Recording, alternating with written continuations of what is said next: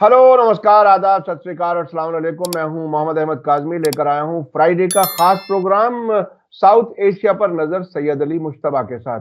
सैयद अली मुश्तबा साहब पिछले हफ्ते दिल्ली में थे और यहां उनकी एडिट की हुई एक किताब changing nature of Indian state यहां लॉन्च की गई थी, जिसके बारे में हमने आपको एक वीडियो अभी 2 दिन पहले दिखाई है, जिसमें सईद नकवी और जॉन दयाल की तकरीरें आप तक पहुंचाई हैं। उस किताब के सिलसिले में हम अलग से एक इंटरव्यू सैयद अली मुश्तबा साहब के साथ आपको जल्दी दिखाएंगे। आज हम इस प्रोग्राम में, जो हर फ्राइडे को प्रोग्राम होता है, इस पर बात कर रहे हैं। कई खास अहम खबरें। एक तो ये कि अफगानिस्तान में तालिबान को दुनिया से ये शिकायत है कि हमें रिकॉग्नाइज करो ताकि दुनिया से कारोबार चले। अब इस बीच में भारत की मिनिस्ट्री ऑफ एक्सटर्नल अफेयर्स, विदेश मंत्रालय के एक सेक्रेटरी जो अफगानिस्तान और पाकिस्तान के मामलात को देखते हैं, वो काबुल गए और काबुल में उनके फॉरेन मिनिस्टर से मुलाकात हुई। बहुत सी बातें हुई हैं। क्या कुछ हुआ है इन मुलाकातों में? भारत क्या बगैर तालिबान की सरकार को तस्लीम की आगे बढ़ने की बात सोच रहा है? इस पर हम बात करेंगे। इसके अलावा पाकिस्तान में आसिफ जरदारी जो प्रेसिडेंट बने हैं, ये बहुत ही दिलचस्प है। सरकार बनाने का जब सौदा हुआ तो इस सौदे में प्रेसिडेंट कौन बनेगा वो भी तय हुआ। आमतौर पर प्रेसिडेंट को इस तरह से उस ओहदे को अलग रखा जाता है, लेकिन इस बार बाकायदा डील हुई और उसमें पाकिस्तान मुस्लिम लीग नून और पीपीपी के बीच में जो शेयर की गई है, कोalition बना है, उसमें यह भी तय हुआ कि प्रेसिडेंट जो है वो आसिफ जरदारी बनेंगे। और वहां एक बहुत ही दिलचस्प बात है कि उन्होंने अपनी बेटी को, चूंकि उनकी वाइफ जो बेनजीर भुट्टो थी, उनका तो इंतकाल हो चुका है, अपनी बेटी को फर्स्ट लेडी के तौर पर उन्होंने एक तरह से नॉमिनेट किया है। ये बहुत ही दिलचस्प है। पाकिस्तान की सियासत में ये कुछ नई चीजें हो रही हैं। वहां कैबिनेट भी ओथ टेकिंग सेरेमनी हो चुकी है। नए फॉरेन मिनिस्टर और कई और मिनिस्टर्स का भी ऐलान हो गया है। शहबाज शरीफ की सरकार अब ऐसा लगता है कि जरा कुछ सेटल हो गई। उस पर हम बात करेंगे। इसके अलावा हम बात करेंगे नेपाल पर। नेपाल में जो प्रचंड की सरकार है, उसको एक तरह से फिर से पार्लियामेंट का कॉन्फिडेंस हासिल हो गया है और अब लगता है कि सरकार उनकी चलेगी। वहां भी कोलिशन में जरा तब्दीलियां हुई हैं, उसके बाद ये कुछ हुआ। वहां कुछ प्रोटेस्ट भी होने लगे हैं, वो बहुत ही दिलचस्प है। और आखिर में हम बात करेंगे श्रीलंका की, जहां रूस और यूक्रेन के लोगों को लॉन्ग टर्म वीजा पर पाबंदी लगा दी गई है। सैयद अली मुश्तबा साहब, वेलकम है आपका। मीडिया स्टार वर्ल्ड को आप वक्त दे देते हैं, उसके लिए बहुत बहुत शुक्रिया। आप ये बताइए कि नई दिल्ली में अफगानिस्तान की एम्बेसी एक बार बंद हुई, फिर खुली, और अब हमारे विदेश मंत्रालय के एक सेक्रेटरी लेवल के ऑफिसर काबुल गए और वहां क्या कुछ बात हुई? क्या आपको लगता है कि भारत और अफगानिस्तान के बीच कुछ नजदीकियां बढ़ रही हैं? क्या कुछ है? जी काज़मी साहब, बहुत शुक्रिया। पहले मेरे सामाइन को मेरा आदाब, सत श्री अकाल और सलाम वालेकुम। उसके बाद आज हम लोग अपनी चर्चा का विषय जो है वो काबुल से कर रहे हैं। और खबर यह है कि जो हमारे यहाँ के जो सेक्रेटरी हैं फॉरेन मिनिस्ट्री में और एक्सटर्नल अफेयर मिनिस्ट्री में, जेपी सिंह उनका नाम है, वो अफगानिस्तान और पाकिस्तान को देखते हैं। वो एम्बेसडर नहीं है, क्योंकि आपको मालूम है कि एम्बेसडर जो है वो अफगानिस्तान में तो टेक्निकल स्टाफ रह रही है, कोई यहाँ का एम्बेसडर है नहीं। अब ये बात जो है बड़ी अहम है कि ये यहाँ दिल्ली से काबुल गए और काबुल में जाने के बाद उन्होंने, इनके साथ एक और चीज थी कि यहाँ से एक खातून को भी लेके गए, जो जिनका नाम भी आ गया है, मैं नाम मेरे जहन से नहीं है। वो बाकायदा हिजाब पहन के बैठी थी वहां पे हमारे जो सेक्रेटरी साहब के साथ, और आमिर खान मुत्तकी और जो लोग थे अफगानिस्तान की तरफ से, उनसे वो गुफ्तगू हुई और उसके बाद उसकी तस्वीरें आ गई हैं। और उसके बाद जो है आमिर खान मुत्तकी ने एक बाकायदा प्रेस कॉन्फ्रेंस किया कि हमने क्या क्या बातें की, मतलब इंडियन जो डेलीगेशन आया था। तो उनके हवाले से मैं ये कहना चाह रहा था कि पहले उन्होंने सबसे पहले कनेक्टिविटी की बात की थी। तो वो कनेक्टिविटी जो है वो तो समझ में आ गया कि वो चाबहार पोर्ट है, क्योंकि वो उसी से जा सकते हैं, पाकिस्तान से तो अभी कोई रास्ता है नहीं। तो कनेक्टिविटी की बात की थी, उन्होंने व्यापार की बात की थी, बिजनेस की बात की थी, एड की बात की थी। और इंडिया जो है 2 मिलियन जो है वो इंडियन रुपीस जो है वो कमिट किया हुआ है अफगानिस्तान को उनके ह्यूमैनिटेरियन असिस्टेंस की। और उन्होंने फिर जो है माइंस वगैरह की भी शायद बात की है कि इंडिया मतलब उसमें कुछ इंटरेस्ट ले। तो उसके बाद एक चीज टेररिज्म पे भी बात हुई, जो इंडिया की तरफ से ज्यादा ये था कि अफगानिस्तान जो है वो किसी टेररिस्ट ग्रुप को और इस तरह के लोगों को वो वहां नहीं शरण दे। उसमें खासकर जो है ISIS दाइश का भी जो है वो जिक्र आया था। तो ये मजमूई तौर पर एक नई पहल है इंडियन गवर्नमेंट की तरफ से, क्योंकि देखिए अभी हम इसको देख रहे हैं कि जब से ये तालिबान आए हैं 2001 से इंडियन गवर्नमेंट ने अपने आप को शट किया हुआ था। और वो जैसे जैसे अमेरिका और ये वेस्टर्न कंट्रीज जो हैं वो अपने रुख नरम कर रहे हैं, मतलब तालिबान के साथ, इंडिया भी उन्हीं के साथ तालमेल मिला रही है। लेकिन अब जो ये समझ में आ रहा है कि इंडिया जो है वो एक स्टेप फॉरवर्ड जाना चाहती है अमेरिका और वेस्टर्न यूरोप से, क्योंकि इंडिया का बहुत बड़ा इन्वेस्टमेंट है तालिबान में, जो कि तालिबान खुद रिकॉग्नाइज करते हैं। इंडिया ने वहां की पार्लियामेंट बनाया है, सलामा डैम बनाया है, रोड्स बनाए हैं और बहुत सारे इंफ्रास्ट्रक्चर बनाए हैं, जिसके लिए तालिबान गवर्नमेंट भी जो है शुक्रगुजार है इंडिया की। और वो ये कहते हैं कि इंडिया ने बहुत बड़ा असिस्टेंस हमें दिया है। और हमें ये लग रहा है कि इंडिया भी जो है उस अपॉर्चुनिटी को कि अब तालिबान का और अफगानिस्तान का दरवाजा खुलता हुआ नजर आ रहा है। यानी आप ये कह रहे हैं कि जो 2001 में तालिबान की सरकार जब वो गिरी थी, उससे पहले तालिबान, तो उसमें उस वक्त भारत पूरी तरह से वेस्ट के साथ साथ बल्कि उसके पीछे पीछे चल रहा था। अब भारत ने पहल की है उससे आगे बढ़ने की और ताल्लुकात को वापस बहाल करने की, एक तरह से लीड लेने की कोशिश है। क्योंकि होता यही है कि जब इस किस्म के मुल्क में कुछ नया खुलता है, जो पहले पहुंचता है उसको बहुत कुछ मिलता है और उसमें कारोबार भी होता है, उसमें और बहुत सी चीजें होती हैं। तो इस बार भारत अपने लेवल पर सोच समझ करके अपने कदम बढ़ा रहा है, आप ये कह रहे हैं? जी बिल्कुल, यहाँ पे कदम बढ़ा रहे हैं, ये सही बात है। लेकिन भारत से पहले चाइना तो पहुंचा हुआ है वहां पे। ये भी आपको मतलब आपके नोटिस में लाना चाह रहा हूं मैं कि चाइना ने तो अपना एम्बेसडर भी वहां डाल दिया, अब तालिबान के एम्बेसडर भी वहां आ गए। इंडिया अभी उस लेवल पे नहीं है। तो इंडिया जो है वो शायद मुझे ये लग रहा है कि अब अपनी नेक्स्ट जो है वो एम्बेसी भी जो खोल दे, एम्बेसडर भी रख दे वहां पे। और यहाँ जो दिल्ली में जो उनके एम्बेसडर हैं वहां भी तालिबान के एम्बेसडर है। तो मेरा ये कहना है कि इंडिया ने भी वेस्टर्न कंट्री अमेरिका का रुख देख लिया है कि वो भी जो है वो तालिबान की तरफ से नरम ही रुख है। और जो बाकी जो इश्यूज हैं विमेन के और इसके उसको, तो ये चीज मैं आपको और बताना चाह रहा था कि ये सब चीज को रखते हुए भारत जो है वो अपनी एक अलग से पहल इंडिपेंडेंट फॉरेन पॉलिसी बना रहा है, जो कि दुनिया के फॉरेन पॉलिसी से अलग है, क्योंकि जो वो तालिबान को रिकॉग्नाइज नहीं करते हैं, वहां के ऊपर शर्तें हैं। तो अब ये भारत का जो है नया रुख है, जो कि इसको लगता है कि अब टाइम आ गया है कि हम तालिबान को आज या कल रिकॉग्नाइज करेंगे। तो उससे पहले ही जो है हम अपनी पूरी जो है जिसको कहते हैं राह जो है वो हमवार कर लें, यही खबर है। जी, मैं आपसे बात करने से पहले खबर देख रहा था कि अमेरिकी व्हाइट हाउस के स्पोक्स पर्सन ने कहा कि अफगानिस्तान में कुछ अमेरिकी कैदी हैं, वो बड़ा सेंसिटिव मामला है, अगर वो छूटें तो हम भी कुछ बातचीत करेंगे। तो देखिए, लगता तो है कि कहीं कुछ अंदर अंदर चल रहा है। हो सकता है तालिबान की सरकार के रिकॉग्निशन तक बात ये पहुंचे और इसमें भारत भी बहरहाल अपनी तरह से लीड ले रहा है। अच्छा, वैसे एक पाकिस्तान और इंडिया में कंपटीशन सा भी रहता है अफगानिस्तान में।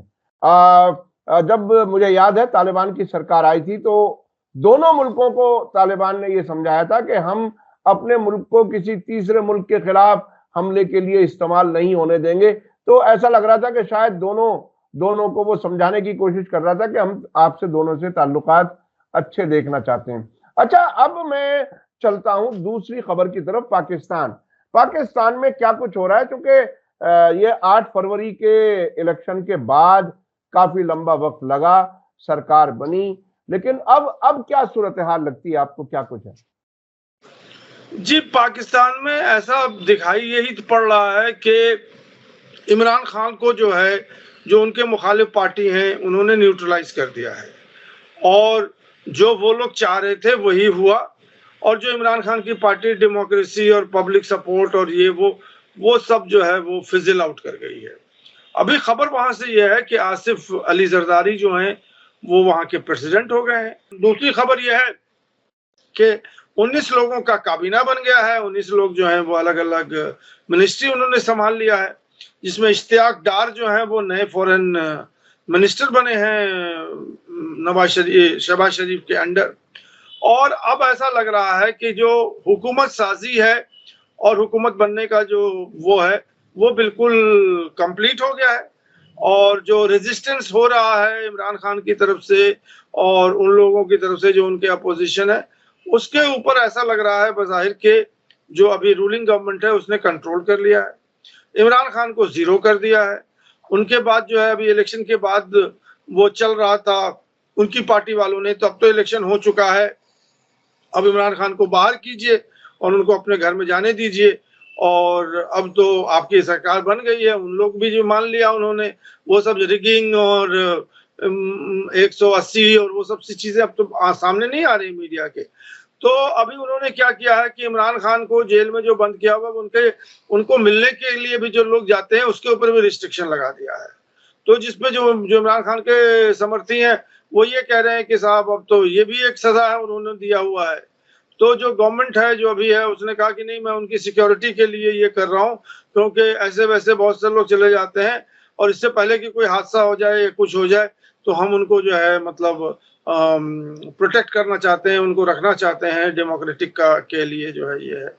तो बस यही चल रही है बात। जो एक और अहम बात इसमें यह है कि आसिफ अली जरदारी की बेटी है, उनका नाम है आसिफा जरदारी, उनको फर्स्ट लेडी बना दिया है, जो कि एक नई खबर आई थी कि फर्स्ट लेडी तो वही होती है जो हेड ऑफ द स्टेट है उसकी वाइफ होती है। ये पूरी दुनिया में ये कन्वेंशन है कि उसकी वाइफ जो है वो फर्स्ट लेडी होती है।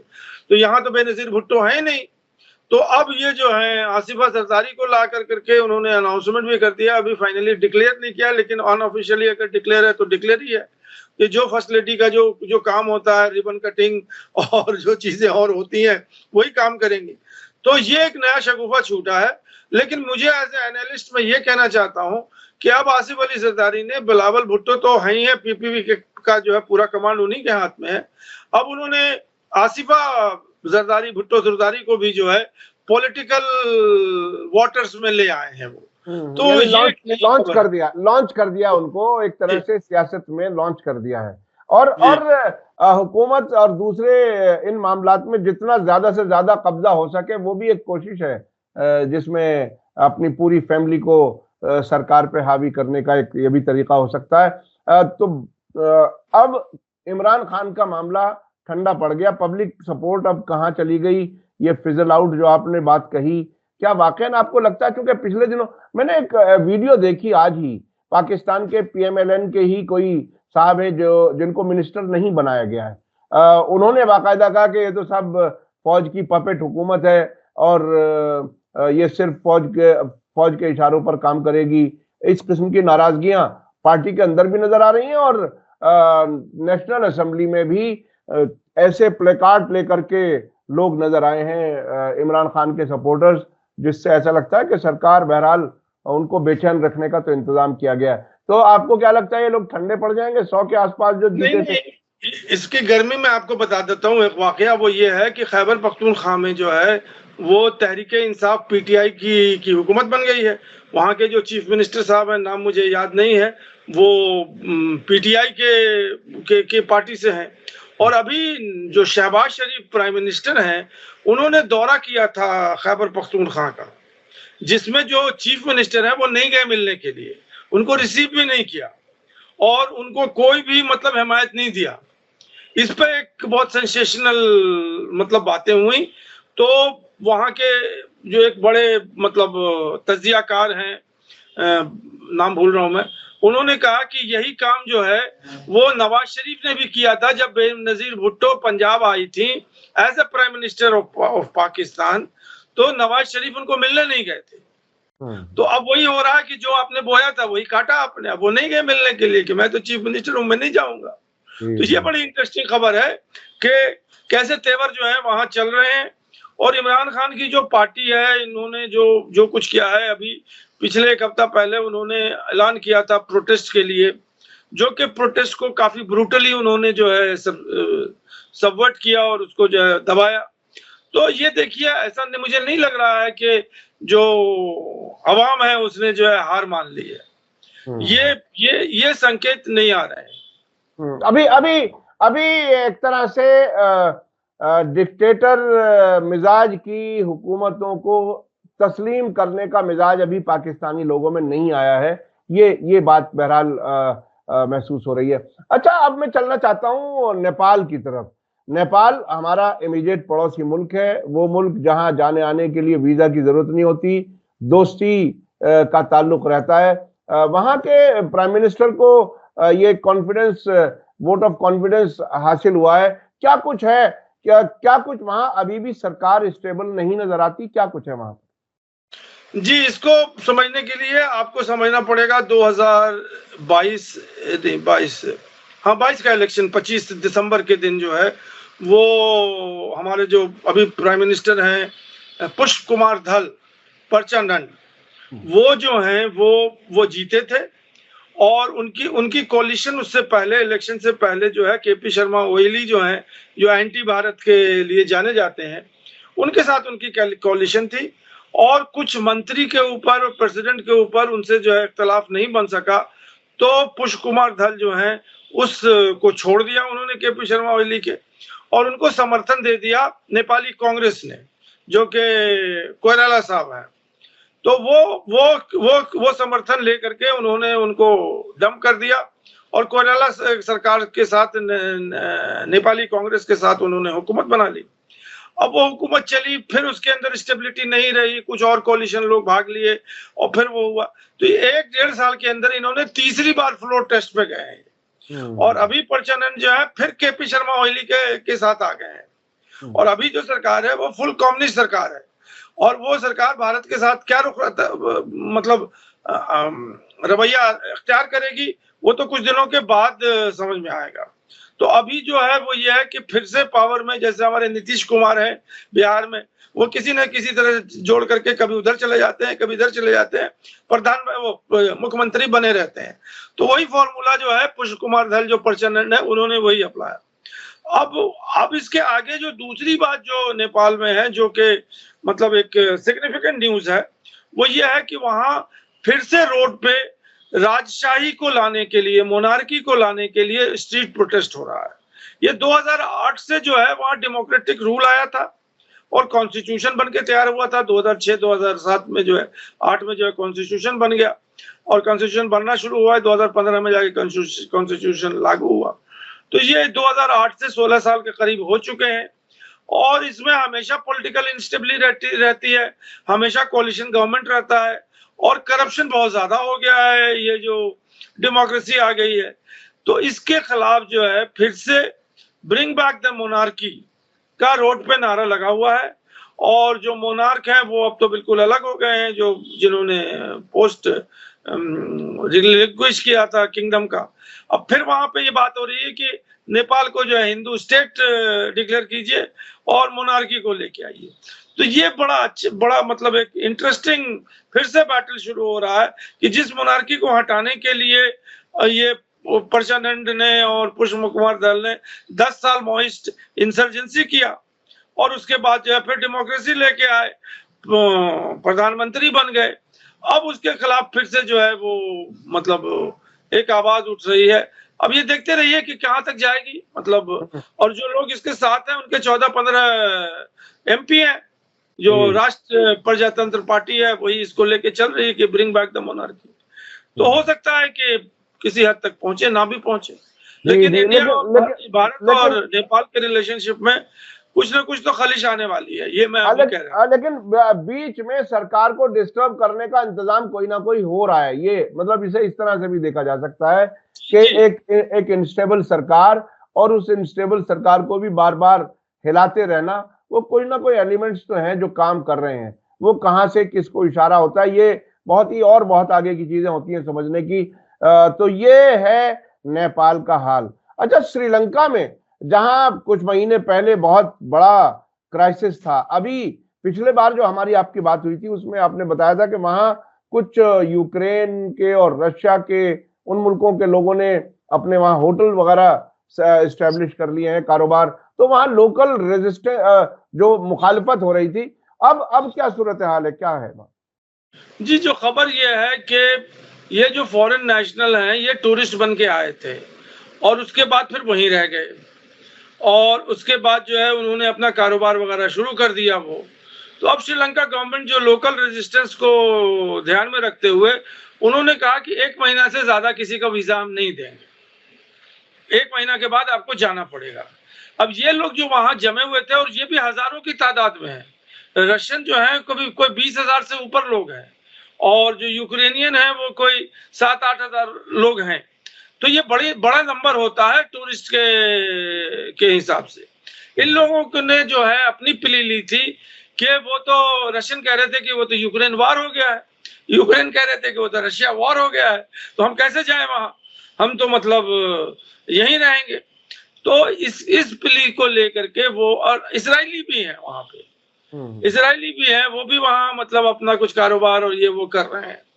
तो अब जो लोकल लोग हैं वो रेजिस्टेंस कर रहे थे, तो अब श्रीलंका गवर्नमेंट ने जो है एक पॉलिसी अनाउंसमेंट कर दिया कि आपको एज ए टूरिस्ट आना है तो आइए, लेकिन आपको 1 महीने से ज्यादा आपको वीजा नहीं मिलेगा। तो यही खबर है वहां की। तो ये देखिए, पूरे हफ्ते इस पूरे इलाके की, साउथ एशिया पर नजर रखते हैं सैयद अली मुश्तबा साहब, और उनसे हम एक ही प्रोग्राम में ये खबरें इसलिए डिस्कस करते हैं कि आपको एक अपडेट मिलता रहे।